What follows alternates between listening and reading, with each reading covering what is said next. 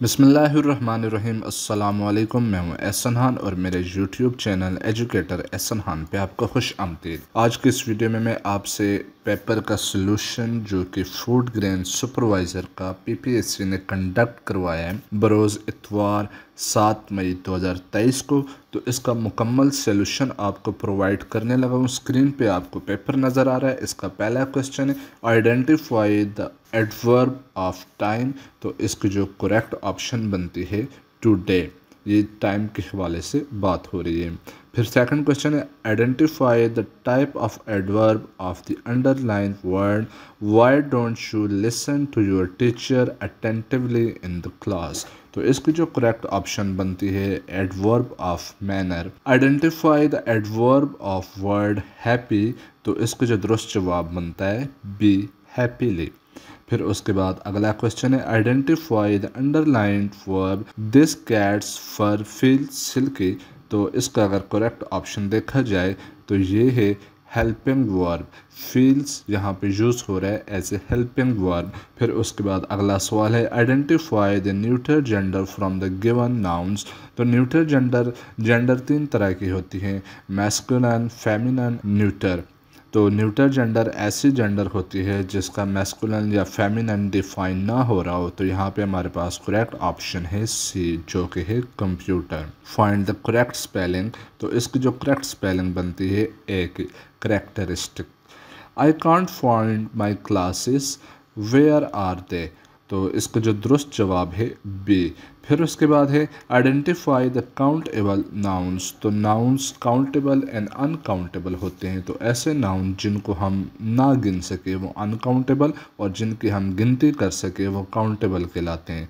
तो यहाँ पे दुरुस्त जवाब है सी। Identify the figure of speech in the sentence he is as fast as a lion। तो ये एक सिंपल सेंटेंस है। Identify the type of underlined clause the land get wet when it rains। तो इसकी अगर बात की जाए तो इसका जो दुरुस्त जवाब बनता है सब ऑर्डिनेट क्लास। बी दुरुस्त जवाब है इसका। फिर इसके बाद अगला सवाल अगर देखें they could not attend the meeting because they had not reached the office in time। तो यहाँ पे पास्ट टेंस की बात हो रही है तो उसका बाद में आने वाला टेंस भी पास्ट ही होगा। तो इसकी जो दुरुस्त जवाब बनता है सी। फिर उसके बाद अगला सवाल है fill in the blank with the adjective of courage. और यहाँ पे जो सेंटेंस है Pakistan is known for its courageous army. तो इसका दुरुस्त जवाब है बी। फिर उसके बाद अगला सवाल है select the correct punctuation mark to fill in the blank. तो ये ex manager helped us understand this document. तो इसका जो करेक्ट ऑप्शन बनती है हाइफन, यहाँ पे करेक्ट पंक्चुएशन मार्क है तो दुरुस्त जवाब है ए। फिर उसके बाद अगला सवाल है identify the type of the following sentences. It was a productive day to do drawing activity. तो इसका जो दुरुस्त जवाब बनता है सिंपल सेंटेंसेस ए, जवाब इसका दुरुस्त है। फिर उसके बाद है what is the meant by four father. तो फोर फादर कहा जाता है ग्रैंडफादर को। सी इसका दुरुस्त जवाब है। Doha agreement was signed between US and Taliban in February 2020। इसका ए जवाब दुरुस्त है। फिर इसके बाद which of the following is an agency of United Nation that leads international effort to defeat hunger and improve nutrition and food security. तो इसका जो दुरुस्त जवाब बनता है A food and agriculture organisation of United Nations. फिर उसके बाद the member countries of the World bank are represented by a board of governors who are ultimate policy maker at the World Bank. इसका जो दुरुस्त जवाब बनता है सी। फिर उसके बाद अगले सवाल पे आए तो यहाँ पे है American forces entered in Afghanistan in 2001। इसका बी जवाब दुरुस्त है। Yemen crisis started in 2011। इसका भी बी जवाब दुरुस्त है। Aisha Malik has been appointed as the first female judge of Supreme Court। इसका दुरुस्त जवाब बी। इराक इन्वेडेड कुवैत इन। इसका जो दुरुस्त जवाब बनता है अगस्त 1990। बी जवाब इसका दुरुस्त है।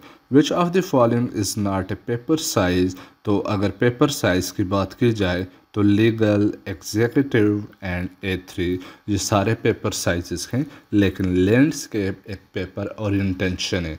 ओरिएंटेशन से मुराद कि आप लैंडस्केप या पोर्ट्रेट ओरिएंटेशन में पेपर को एडजस्ट करते हैं, यानी कि जिसको हम इन सिंपल वर्ड हॉरिजेंटल या वर्टिकल कह सकते हैं। Computer operator writes program for specific problems, और इसके बाद operate devices which input and output data from the computer and normally requires a college degree in computer science. तो ये सारे जवाबात इसके दुरुस्त हैं, तो हम क्लिक करेंगे ऑल ऑफ द अबव, तो इसका डी जवाब दुरुस्त है। फिर उसके बाद है यहाँ पे कुछ मैथमेटिकल क्वेश्चन शुरू होते हैं। तो अली ने एक मोटरसाइकिल 60,000 रुपये में ख़रीदी और 66,000 रुपये में फ़रोख्त कर दी, तो इसका नफ़ा हमने फ़ीसद में मालूम करना है। तो इसके लिए मैं आपको यहाँ पे दिखाता हूँ कि कॉस्ट जो इसकी बनती है वो 60,000 है और 66,000 रुपये में इसमें फ़रोख्त हुआ है। तो इसका जो फार्मूला हम यूज़ करते हैं यहाँ पे, तो प्रॉफिट बराबर होता है selling price minus cost price. तो प्रॉफिट यहाँ से बनता है 6,000, 66,000 में से जो कि उसकी फ़रोख्त कीमत है और उसकी जो ख़रीद कीमत है 60,000, तो मुनाफा बना 6,000। अब इस 6,000 को अगर हम परसेंटेज में देखें तो ये फार्मूला हमने यूज़ किया है, जिसमें profit divided by cost price multiply by 100 किया है। तो ये जो हमारे पास बना है 10%। तो ये आप कैलकुलेशन देख सकते हैं। तो इसका जो दुरुस्त जवाब बनता है ए, इस 10%। फिर उसके बाद है कि अगर एक अमेरिकी डॉलर 280 रुपये का हो तो 56,000 रुपये के कितने डॉलर होंगे। तो यहाँ पे भी मैंने ये कैलकुलेशंस की हुई हैं कि अगर एक अमेरिकी डॉलर 280 रुपये का है तो 56,000 को 280 पे डिवाइड करें तो नंबर ऑफ़ डॉलर्स जो बनते हैं 56,000 के, वो ये निकला है $200। तो $200 इसका दुरुस्त जवाब है और ये $200 ऑप्शन सी है। फिर उसके बाद है कि हमज़ा के पास 2,000 रुपये थे, इसने स्टेशनरी ख़रीदी जो कि 2,000 का 14% है, यानी कि 2,000 में से 14% रकम खर्च करके इसने स्टेशनरी ख़रीदी। तो अब इसके पास बाकी रकम कितनी होगी। तो बाकी रकम मालूम करने के लिए मैंने यहाँ पे कुछ कैलकुलेशंस की हैं कि 14% ऑफ 2,000 जो मैंने निकाला है तो वो 280 रुपये निकला है। तो इसका जो दुरुस्त जवाब बनता है सी, कि जो रकम इसने खर्च की है वो 280 रुपये है और 2,000 में से 280 अगर माइनस करें तो 1,720 रुपये बनता है। तो ये ऑप्शन आपके पास जो आती है सी। फिर उसके बाद अगला सवाल है कि अगर 75,000 रुपये की रकम हो और उस पर सालाना शरह जो बनती हो 9%, तो 3 साल का मार्कअप कितना होगा।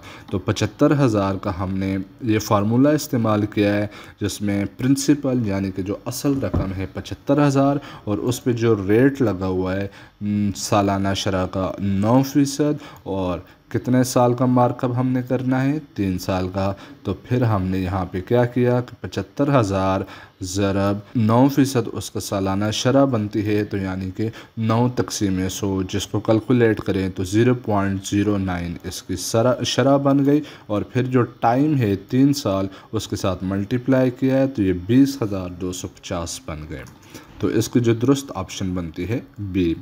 फिर उसके बाद है कि दो मकदारों में से अगर एक मकदार बड़े या कम हो तो दूसरी मकदार भी इसी निस्बत से बड़े या कम हो, तो इसको कहा जाता है तनासबी रास्त, और इसकी जो दुरुस्त ऑप्शन है बी। फिर ये कुछ इलामात हैं जैसे कि smaller than, greater than, smaller और इक्वल, ग्रेटर और इक्वल। तो ये मसावात अगर किसी एक्सप्रेशन में इस्तेमाल होती हैं तो इनको कहा जाता है गैर मसावात, और अगर हम बराबर की इलामत इस्तेमाल करें तो वो कहलाती है मसावात। तो इसका दुरुस्त जो जवाब बनता है बी। इसके बाद है दो मुसलसल मुस्बत एदाद का हासिल ज़रब 90 है, तो एदाद कौन से होंगे। ये 4 मुख्तलिफ ऑप्शन हैं, आप इसको खुद कैलकुलेट कीजिएगा, ये आपके लिए चैलेंज है। अच्छा, इसके बाद क्वेश्चन नंबर 32 है दी गई मसावात के रूट्स का हासिल ज़रब मालूम करें। तो ये आपके पास एक्सप्रेशन है जिसमें 3x² + 4x - 9 = 0 है। इसकी अगर बात की जाए तो ये आपके सामने इक्वेशन मैंने टाइप की है और इसका जो जनरल फार्मूला बनता है वो ये है। तो आप इस फार्मूला के तहत इसके रूट्स का हासिल ज़रा मालूम कर सकते हैं। फिर उसके बाद अगला सवाल, एक मुसल्लस के दो अज़ला की लंबाइयों का मजमुआ तीसरे अज़ला की लंबाई के डैश होता है या लंबाई से छोटा होता है। इसका दुरुस्त ऑप्शन है ए। एक शुहा कितने सरों पर मुश्तमिल होती है? तो एक शुहा हमेशा एक सरे पर ही मुश्तमिल होती है। मुसल्लस की दी गई लंबाइयों में से किस से मुसल्लस बन सकती है? तो मेरा ख्याल है कि ये जो ऑप्शन डी है जिसमें 3 सेंटीमीटर, 4 सेंटीमीटर एंड 5 सेंटीमीटर दिया हुआ है, तो इससे हम आसानी से एक मुसल्लस ड्रा कर सकते हैं। फिर उसके बाद है 120 तलबा की क्लास है जिसमें 50 लड़के हैं और बाकी लड़कियां हैं। तो हमने लड़कियों और टोटल तलबा की जो तादाद है उनकी निस्बत मालूम करनी है। तो इसके लिए जो मैं आपको यहाँ पे चीज़ शो करने लगा हूँ, तो ratio of girls to total, तो आपने गर्ल्स की जो तादाद है वो 70 है, 70 लड़कियां हैं और 50 लड़के हैं और साथ में 70 लड़कियां इसमें शामिल की हैं। 50 + 70 यानी कि 120, तो 70 डिवाइडेड बाय 120 किया जो कि इधर आपको नज़र आ रहा है, तो ये बनता है 7 और 12, तो ये बन गया 7:12। तो इसका जो दुरुस्त जवाब बनता है सी। ज्योमेट्री किस ज़बान का लफ्ज़ है? तो ये दुरुस्त जवाब है सी, यूनानी ज़बान का लफ्ज़ है। फिर उसके बाद है जुमले में कोसेन के दुरुस्त इस्तेमाल की निशानदेही करें। तो इसका दुरुस्त जवाब ए, असलम मेरा हमसाया रात देर से आता है। फिर उसके बाद ये कुछ उर्दू के सवालात हैं, इनको आप रीड कर लीजिए।